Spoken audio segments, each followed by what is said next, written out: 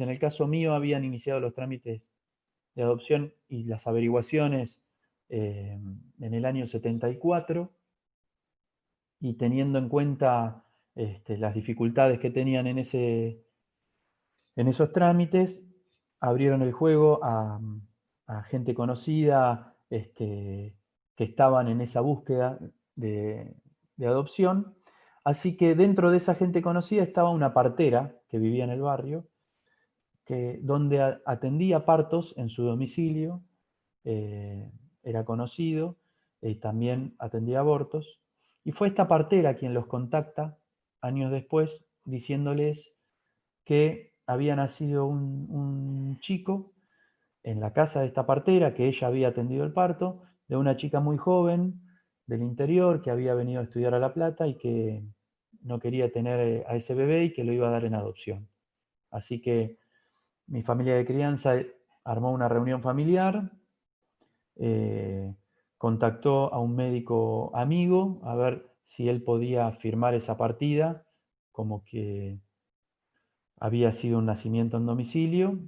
Así que fue ahí que decidieron irme a buscar y me anotaron como hijo propio, como que yo había nacido en un parto domiciliario.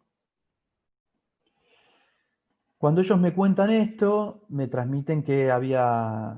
este secreto, que se había mantenido durante 28 años, había sido justamente por el temor de contarme la verdad y que yo me pudiese enojar con ellos, este, y, y- y que deje de quererlos y que me aleje a partir de conocer que yo no era hijo biológico de ellos. La verdad que a mí no me pasó eso, los entendí, pero sí empecé a buscar mi identidad. Así que lo primero que hice fue buscar a esta partera, acercarme a su casa, y lamentablemente ahí me enteré que había fallecido unos años antes. Y como no fue una adopción lo mío, fue una apropiación porque se tuvo que fraguar un documento público, no había registros de mi familia biológica. Entonces, lamentablemente, mi búsqueda se cortaba eh,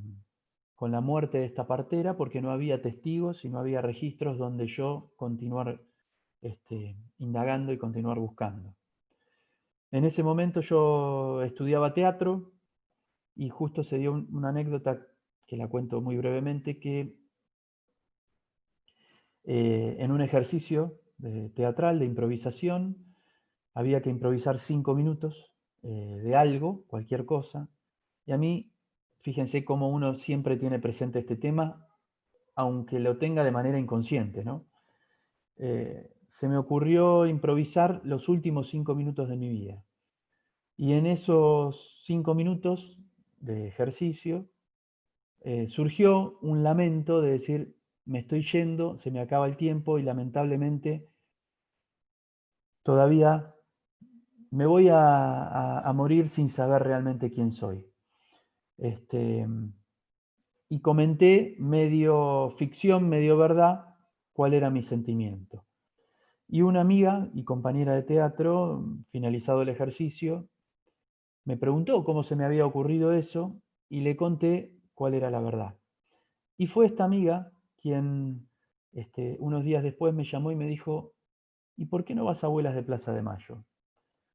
Porque la verdad es que más allá de que la familia que te crió no eran ni policías, ni militares, ni siquiera tenían vínculos con las fuerzas, ni una coincidencia política, porque esta amiga los conocía. ¿Por qué no vas a abuelas que quizás te pueden ayudar? Yo hasta ese momento nunca se me había ocurrido ir a abuelas, o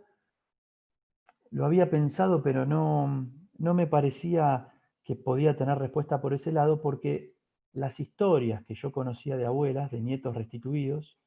nietos y nietas, fueron las que en líneas generales más trascendencia tuvieron en los medios de comunicación, que eran obviamente las más conflictivas, donde en los años 90 los apropiadores, en su gran mayoría miembros de las fuerzas militares o policiales,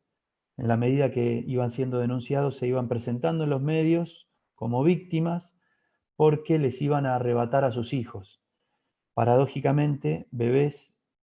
que ellos mismos robaron, en muchos casos, con sus propias manos en los operativos donde secuestraron a los padres o asesinaron a la mamá o al papá. Y esos eran los casos que yo tenía en mente, por eso no asociaba ir a abuelas para averiguar sobre mi identidad, porque me habían contado de esta parte era y demás. Pero teniendo en cuenta que no tenía otros lugares a donde tocar puertas, me acerqué a Abuelas de Plaza de Mayo, a la filial de La Plata, y ahí se inició una investigación. Me presenté de forma espontánea, me pidieron todos mis datos, les relaté todo esto que les estoy contando, que era lo que sabía, y me dijeron que, bueno, que ellos iban a investigar por todos los medios que tenían y que en algún momento seguramente me iban a llamar para hacerme una pequeña extracción de sangre para comparar mis datos genéticos con los datos genéticos de las familias que estaban buscando a ese bebé o a ese nene o a esa nena que les fue robada en plena dictadura cívico-militar. Y esos datos genéticos de todas estas familias estaban alojados en el Banco Nacional de Datos Genéticos. En su momento en el Hospital Durán, ahora en un Banco Nacional de Datos Genéticos, en un edificio nuevo, mucho más moderno. Bueno, así fue. Yo me acerqué a Abuelas en el año 2004 y recién en agosto del 2005 tuve la respuesta y la certeza de que a mí no me habían abandonado, sino que yo nací estando mi mamá secuestrada y mi papá también secuestrado en un centro clandestino de detención, el 12 de marzo del año 77, y que mis papás estaban desaparecidos.